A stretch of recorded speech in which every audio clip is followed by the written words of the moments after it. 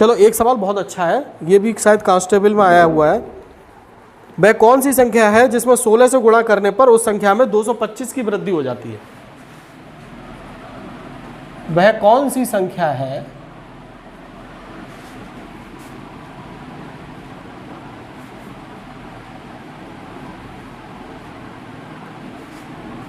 जिसमें 16 से गुणा करने पर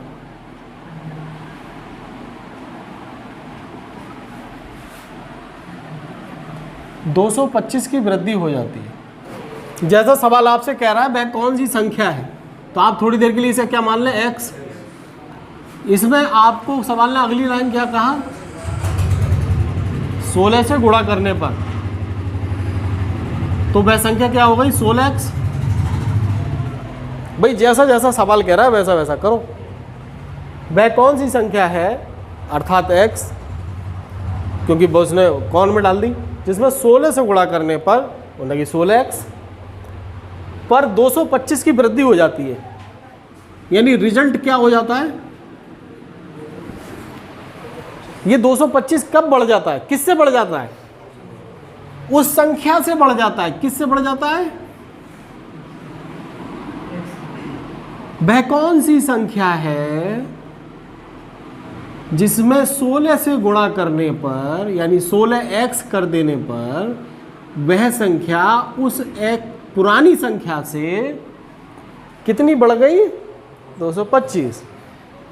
16x में से 15x गया तो 225, और 15 से आपने 225 को काटा तो 15, x का मान क्या आ गया, हो गया आंसर। अगला क्वेश्चन नहीं समझ में आया यार, देखो आप ही पूछो, बात तो बात ही है। देखो पहली लाइन में क्या लिखा है, वह कौन सी संख्या है, जब उसने पूछ लिया कौन सी है तो आप कुछ एक्स वाई जेड ही तो मानोगे, x, जिसमें 16 से गुणा करने पर अर्थात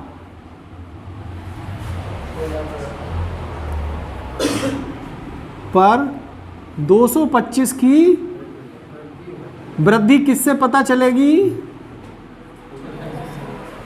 अंतर से, घटाने से पता चलेगा कि हाँ ये चीज इतनी बढ़ गई।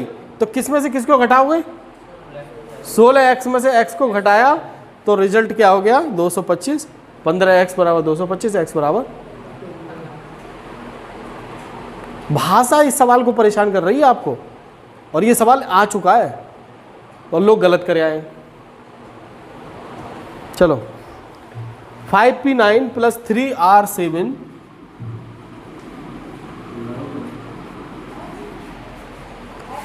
प्लस 2q8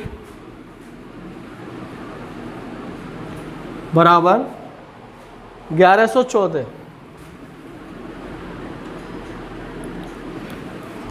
में q का महत्तम मान क्या होगा। देखिए आपसे ये पूछा गया q का अधिकतम मान क्या होगा, लेकिन आपके पास r भी लापता है और p भी लापता है। 3 दोस्त थे और 3 दोस्तों में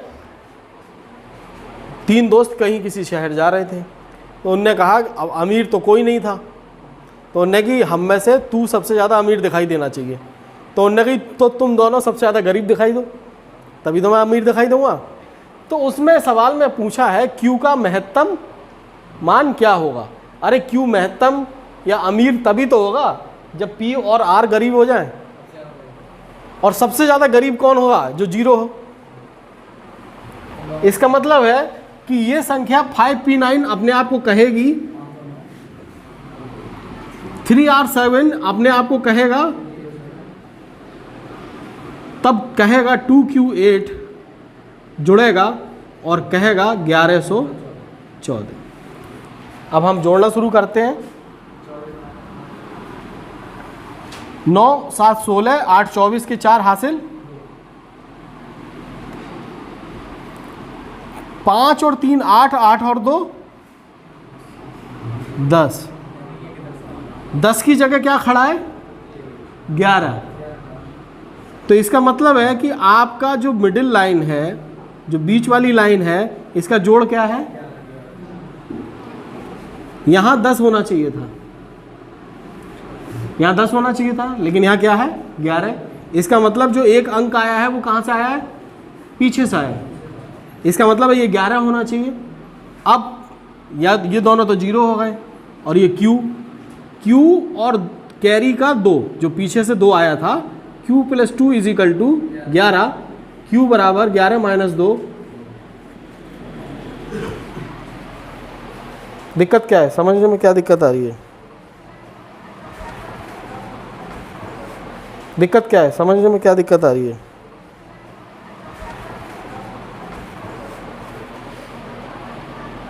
बताओ मेरे को। 9 7 16 8 24, 24 का 4 हासिल 2, ये 2 किसके साथ जुड़ेगा, इस वाली लाइन में जुड़ेगा, ठीक है, 2 जुड़ गया। आगे वाले अंकों का योग 5 3 8 8 और 2 10। यानी अगर थोड़ी देर को देखा जाए तो अगर ये होता 10 14 तो कोई फर्क नहीं पड़ता, लेकिन ये है क्या 11 14। इसका मतलब है कि दहाई और सैकड़े के बीच में जो अंक है, सैकड़ा और दहाई के बीच में जो संख्या है वो क्या है 11, और इस 11 का संबंध किससे है, इस बीच वाली लाइन से। बीच वाली लाइन में सब 0 हैं, बस केवल एक संख्या है 2। इस 11 में से 2 घटेंगे तो काय का मान आ जाएगा, Q का आ जाएगा, इसलिए Q बराबर 9। क्या 437 एक अभाज्य संख्या है, तत्काल बताइए। मैंने आपको उस दिन बताया था अभाज्य संख्या कैसे निकालनी है, फटाफट बताइए। क्या 437 एक अभाज्य संख्या है? अभाज्य संख्या है, जल्दबाजी क्यों करते हो? नहीं है। किससे कट रही है? बिल्कुल सही, 19 दूनी 38, 19 तिया 57। वह न्यूनतम संख्या कौन सी है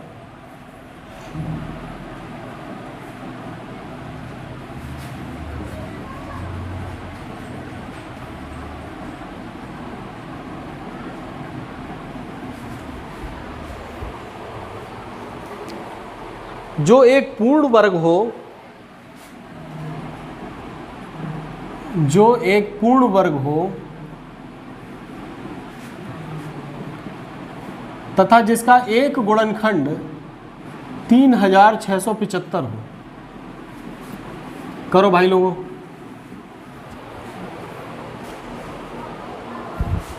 सरल सवाल है, कठिन नहीं है ये यार। ये सवाल आधा मिनट से ज़्यादा का नहीं है, ये इससे सरल सवाल संख्या पद्धति में आएगा नहीं।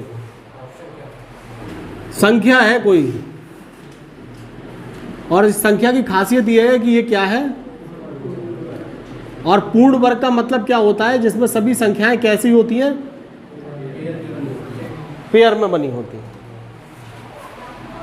3675 उसका एक गुणनखंड है, और उसने ये भी बहुत अच्छा कह दिया हमसे कि वह कैसी संख्या है, यानी जमीन से केवल नीचे से ऊपर उठनी है बस। 3675 से थोड़ा सा ही ऊपर उठना है। तो 3675 के गुणनखंड करना शुरू करें। 5 7 35, 5 3 15, 5 25, फिर 5 से 5 1 5, 5 चौक 20, 5 7 35, 7 से 7 दूनी 14, 7 1 7, 7 3। सवाल की शर्त ये थी कि संख्या पेयरिंग में होनी चाहिए। 5 का पेयर बन गया, 7 का पेयर बन गया, किसका नहीं बना? तो आपको क्या चाहिए, एक एक्स्ट्रा 3। तो 3675 मल्टीप्लाई बाई 3, 3 पंचे 15, 3 7 21 और 1 22, 3 6 18 और 2 20, 3 3 9 और 2। कोई सवाल 2 लाइन से ज्यादा का नहीं है। जिसे गणित नहीं आएगी वो सिलेक्शन नहीं पाएगा। आपको पता है आपके सुपर टेट में गणित के कितने सवाल आने हैं? 30 हैं, 20 कैसे हो जाएंगे? और करंट अफेयर के कितने आने हैं? वो भी 30। आपका सिलेक्शन हो जाएगा यदि आप करंट अफेयर और गणित को मैनेज कर ले गए। और दोनों ऐसी चीज़ें हैं जो किस पर आधारित हैं? अभ्यास पे। आपको रोज़ YouTube पर, टीवी पर, न्यूज़पेपर में लगे रहना है और गणित के कम से कम 20 सवाल 25 सवाल रोज करने हैं। अभ्यास आधारित है मामला। और CDP के जितने भी सवाल आएंगे वो भी सब अभ्यास आधारित होंगे। इस बार बहुत सारे बच्चे पिछले साल के, मैं चिल्लाते चिल्लाते मर गया और लोगों ने पिछले साल के पेपर हल नहीं करे, और इस बार जिसने पिछले साल के पेपर हल करे उसके 129 नंबर आए हैं। और पूछ लो किसी को, जो भी मेरे से जुड़ा हुआ है, मैंने सिर्फ यही कहा उससे सबसे पहले कि पहले 10 साल के पेपर कर लेना दुनिया में, फिर तब कोई पढ़ाई करना। और मेरी बात नहीं मानी नालायकों ने। 130 नंबर आए हैं जिन्होंने रिपीट करा है, पूरे 2017 का पेपर रिपीट। बात ही नहीं मानते। जिन संख्याओं के अंत में 5 होता है उनका स्क्वायर जल्दी से कैसे निकलता है, ये सब पता है आपको? हाँ, चलिए जल्दी से बताइए। 45 का पूर्ण वर्ग क्या होगा? 45 का वर्ग और 185 का वर्ग।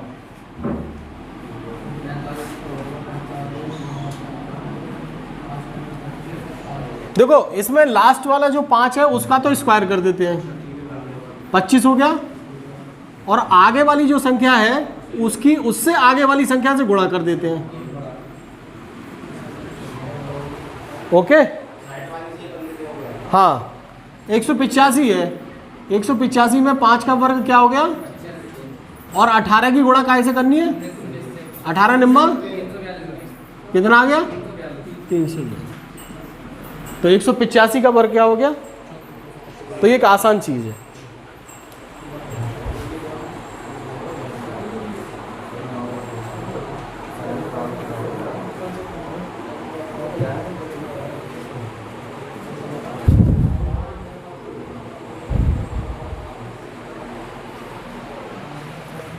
प्रश्न है, यदि 2 अंकों की संख्या की किसी संख्या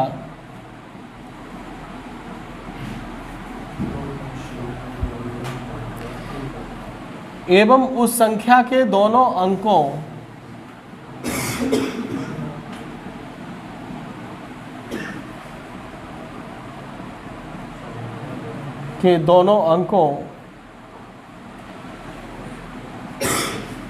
को परस्पर पलटने से प्राप्त संख्या के बीच का अंतर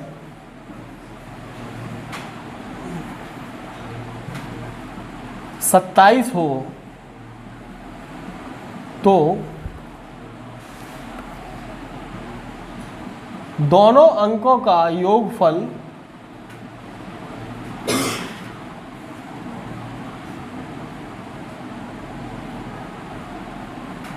एवं अंतर बताइए।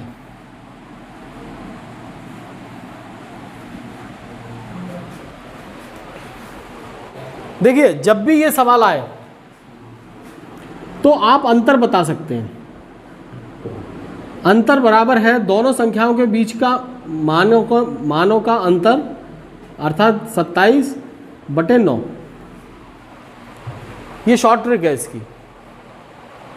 मैं आपको अभी लॉन्ग वाला भी बता दूंगा। हाँ, 9 से भाग करते ही करते हैं।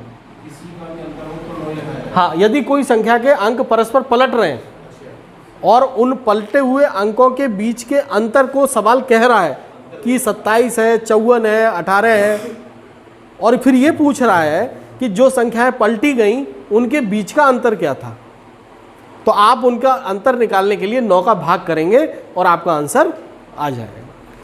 आपने 9 का भाग किया, आंसर आ गया 3। ये हुआ कैसे? दो अंकों की संख्या का मतलब हुआ बालकों 10x + 22। किसी भी 2 अंक की संख्या को लिखोगे तो आप ऐसी तो लिखोगे। इनके अंक परस्पर पलट दिए गए तो ये क्या हो गया?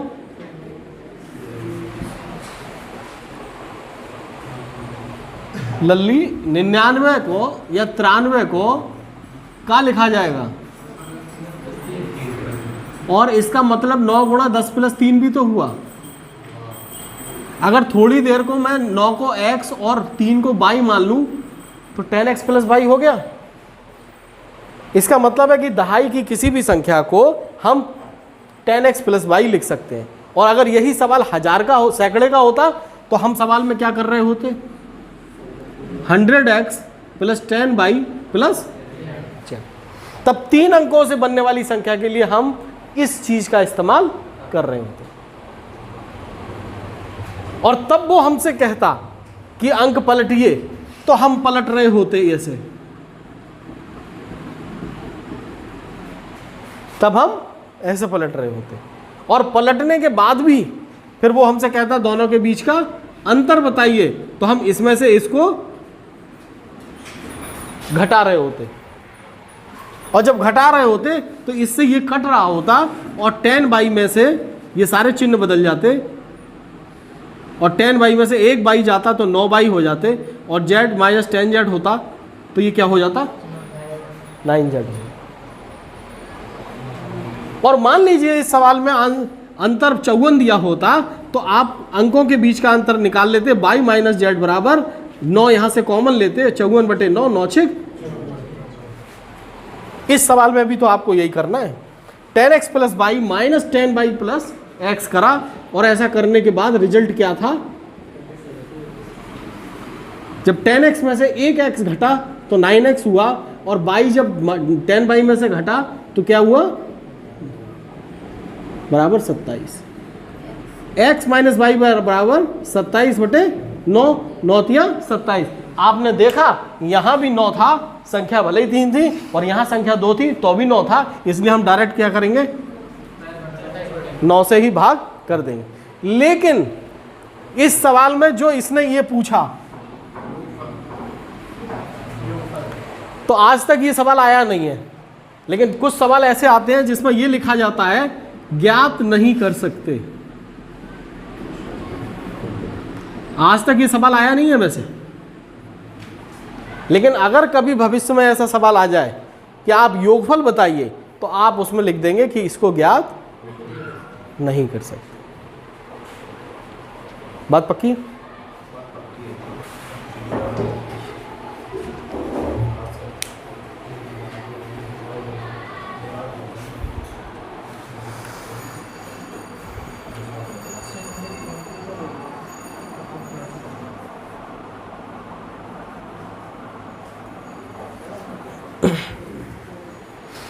एक क्वेश्चन और करते हैं। हाँ, एक परिस्थिति में अगर ज्ञात कर सकते थे, अगर ये हमें अंतर के साथ साथ योगफल भी देता, हमसे कहता कि उन दोनों अंकों का, उन दोनों संख्याओं का योगफल ये है, तो हम ज्ञात कर सकते थे। तो हम 9 से भाग कर रहे होते और उसमें 11 से भाग कर रहे होते, क्योंकि तब 11 आता, 10 और 1 11 और 10 और 1 11, तो 11 से भाग करके हम ज्ञात, तो 11 से भाग कर। एक थोड़ा सा ऐसी ट्रिकी सवाल है, आप लोगों की परीक्षा में ऐसी सवाल आते हैं, ज़्यादा कठिन सवाल नहीं आते।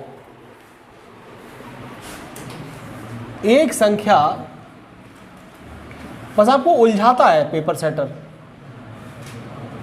44 के वर्ग से बड़ी है।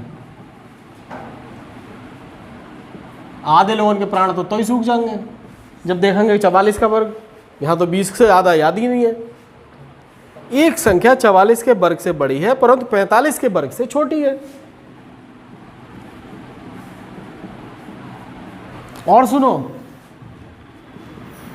यदि संख्या का एक भाग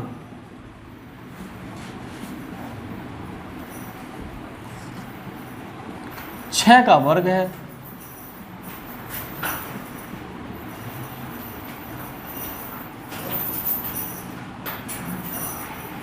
और अभी शांत नहीं है, अभी उसका मन शांत नहीं है, फिर बोलेगा और वह संख्या 5 का गुणज है, तो संख्या ज्ञात करो। चलिए, अच्छी बात यह है कि हम इसमें ऑप्शन दे सकते हैं आपको। पंकज जैसे ऑप्शन मांगता है, हाँ हाँ जाना है, कपड़े पहन लो।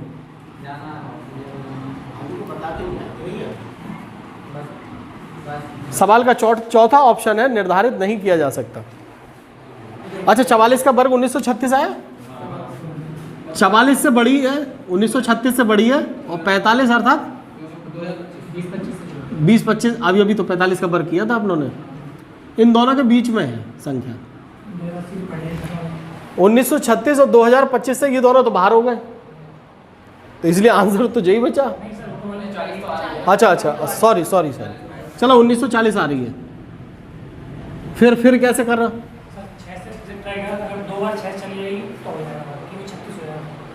संख्या का 1/6 का वर्ग है, संख्या का 1/6 का वर्ग है। इसका मतलब है कि संख्या का एक हिस्सा 36 है,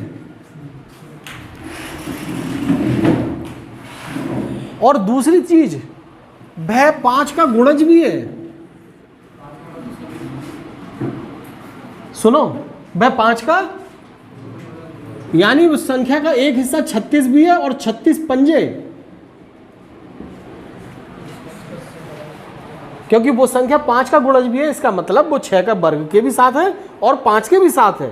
तो अगर दोनों को गुणा करेंगे, सबको गुणा करेंगे हम आपस में, तो वो क्या होगी? और इन सारे सवालों में 180 से कटने वाली संख्या केवल कौन सी है? 1980।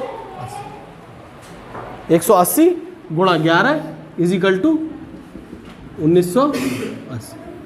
चलिए हमारा काम खत्म हुआ।